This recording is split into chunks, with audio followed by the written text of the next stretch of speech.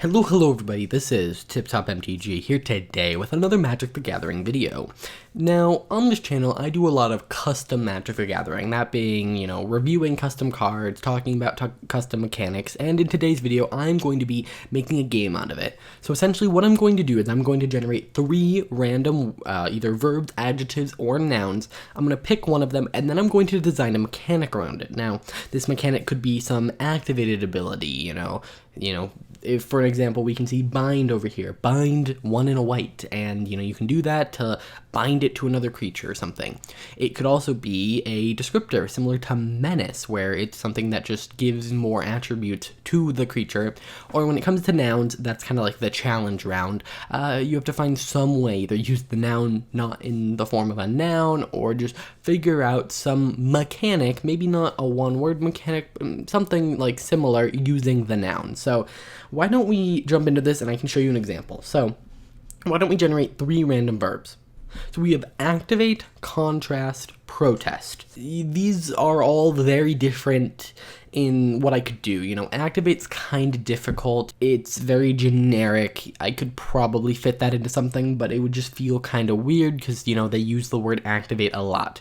Now, contrast, that's something I may do. It's some ability that's like, I don't know, maybe it's like contrast, target, permanent, and then you take the 2 permanent, I don't know, contrast 2 target permanents, and then you take them and you see what their differences are. So, if one has a different color than the other, then something happens, contrast, target, permanent, and then it's, that's not all I would say. Then it says for each difference, comma, gain 2 life. And then you contrast, this land that's colorless with that creature that's green, and then you see that, oh, they have different colors, they have different names, and you'd have to clarify what you're contrasting, but that just seems too convoluted. Now, another one is protest, which maybe it's a form of counterspell. You're protesting an idea. So, it's a, protest target spell, and it's essentially you have to be able to tap a number of things, or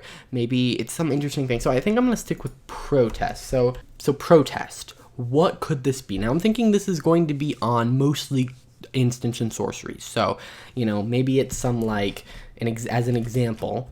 So that would be an example. Protest target spell or ability, and that could be on an instant. But what does that actually do? I would say it's an advanced form of counterspell, but then that just feels like one specific card, not a whole mechanic that could be built around. So, alright, so this is kind of what I came up with. So, protest. You may tap any number of untapped creatures you control. For each creature tapped this way, exile the targeted spell or ability unless its controller taps an untapped creature they control. So you're gonna, maybe for 1 blue, protest target spell, and then you're gonna have to tap 3 creatures, and the spell will be countered unless they tap 3 creatures. Now, do I like this? And it's not countered, it's exiled. That is a difference. Do I like this? No, it feels too similar to something that you just see on a counterspell, not a mechanic, but this could be seen, how could I develop this? This could be seen on creatures, tap and pay 5, protest target creature spell, and then you could have something that says whenever you protest, comma, each creature, whenever you tap a creature for protest, each opponent has to tap 2 creatures instead, or, there are lots of things you could build around this by giving it its own wording. I'm not a huge fan of this, so what I'm also going to do is, from this set of 3, I'm going to make contrast. Alrighty, so contrast. Now, I'm going to kind of stick with my original idea, and I'm going to try and write it out. So, I think this will be easier to write it as an example. Alright, so here's my first draft of it. I'm not super, happy how it turned out. I'm not really happy about either of these, but contrast 2 target permanents. For each difference found, create a 1/1 white human creature token. Okay, so then it is to contrast, find the differences between 2 targets.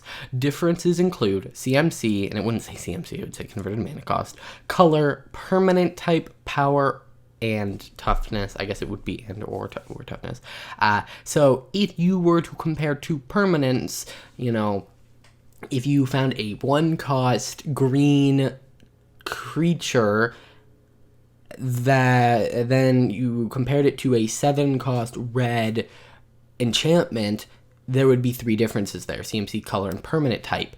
And so basically you would create 3 1/1s. Now, this is kind of gimmicky, and again, similar to Protest, there are cards that could interact with it. For instance, you could say, whenever you whenever you contrast, each opponent loses 2 life. That's pretty generic. Whenever you contrast, add an additional difference. The amount of differences, take the amount of differences plus 1 or something along those lines. And then this encourages you to not, in your deck, not have 2 similar permanents. So it introduces interesting deck building. So I think that this could be interesting. This could also, for instance, contrast 2 target spells, contrast 2 target creatures, contrast a creature you control and a target creature you don't control, giving you contrast 2 different things. It could contrast 2 cards in your hand, reveal 2 cards, contrast them. There are different ways that you could look at this. So, this would have to have some refining, but I think this could have some potential. Let's generate one more set of 3. We have Resign, Force, Ring. Okay, so let me give you my thoughts on all 3 of these. Resign, I'm thinking that some sort of not sacrifice, bounce back to hand, go to library, kind of like a road, not sacrifice, sacrificing and destroying. They're very similar, but not the same. This would be resign would be resign target creature, shuffle it into your library. That's basically what resigning does, except it's just a shorter way to write that. I mean, that's kind of boring.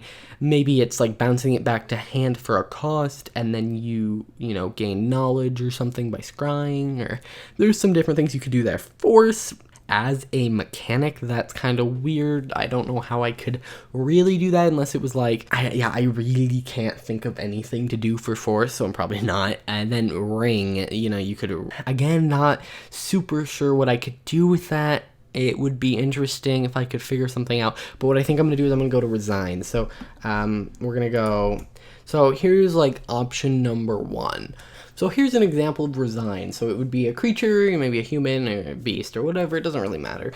And then it'd have resign 1 blue blue, and then it says shuffle this creature into your library. And then it says when you resign this creature, draw 2 cards. That would be something different on every card, and maybe you even, you could throw this on an instant. Resign, it's an ability you can activate on the stack to shuffle it into your library. So this could be used defensively, for instance, if the creature is needed in your deck for something. This could, another version of this mechanic, and why don't I write this out? So this is kind of another version of the mechanic. It is, so this one's a creature pirate, again, doesn't really matter. And then it would have resign X, so this could be resign 1, resign 7, what doesn't really matter. And then it says tap, put this creature X from the top of your library, draw a card. Actually, I think adding this little clause, activate this ability only anytime you could cast an instant, would probably be useful. So essentially, it's kind of like Outlast, where you're putting a counter on something, but here you're essentially just, tucking it back into your library to draw a card. Obviously, if it was resign 1, you'd put it on top and draw it, and maybe that's an interesting design for one specific card.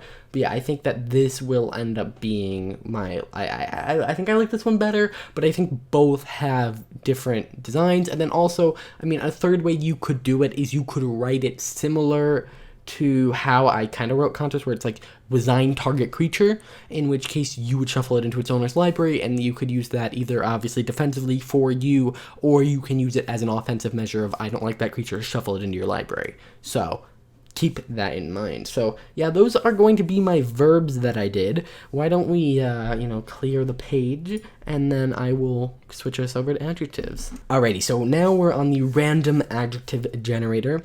So why don't we see what adjectives we get? These are going to be a little bit harder, and we'll see what I can do. Alrighty, so our 3 adjectives are delicious, flowery, and cowardly. Now, okay, delicious. Don't think there's anything I could do here. Maybe I might make it flowery, probably not, and cowardly. I wish, yeah. Why don't we design delicious? I have an idea here. Now, to clarify, I do not think they'd ever print a mechanic called delicious.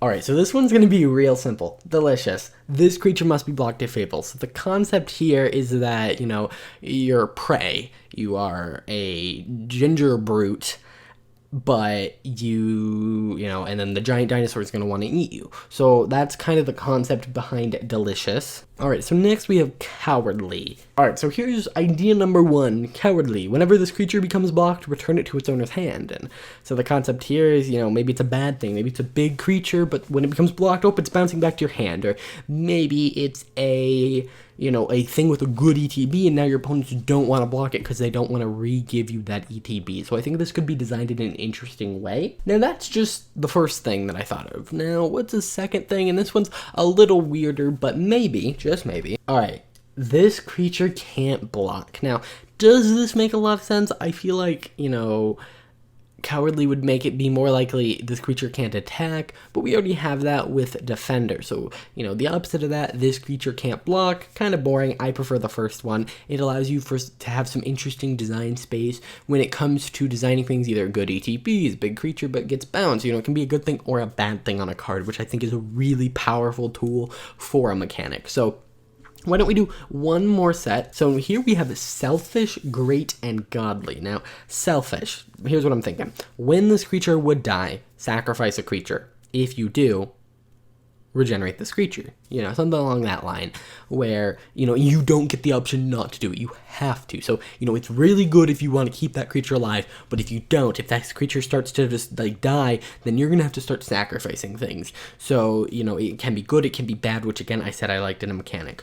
Great, that's a little too generic, you know, yeah, just, I don't think I could do that. And then godly, maybe this creature, you know, okay, I'm going to do selfish and godly. Don't think I'm going to be able to really do godly well, but we'll see. So here we have selfish, and it says, when this creature is targeted by a spell, sacrifice another creature. If you do, this creature gains hexproof until end of turn. So the idea here is your opponents can kind of like target your stuff with good spells, and then it's forcing you to sacrifice a creature, and it can't sacrifice itself because it's selfish. I think this makes a lot of sense, and I actually really like the design of this. Godly. Now this one, not super sure, but I was thinking something like this. So here's one idea.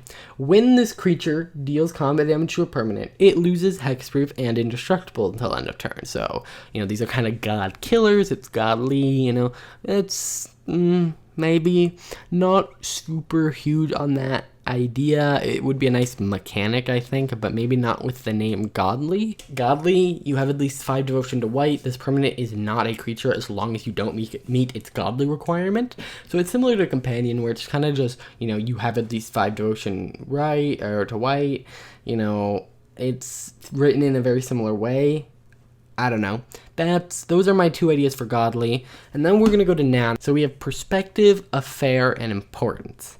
So perspective, I have an idea for this one. Affair, no. Importance, not really. So here's what I'm thinking. So we're going to go and we're going to do, so here's what it's going to be. It's going to be very similar. So perspective, swap 2 target players' perspectives until end of turn.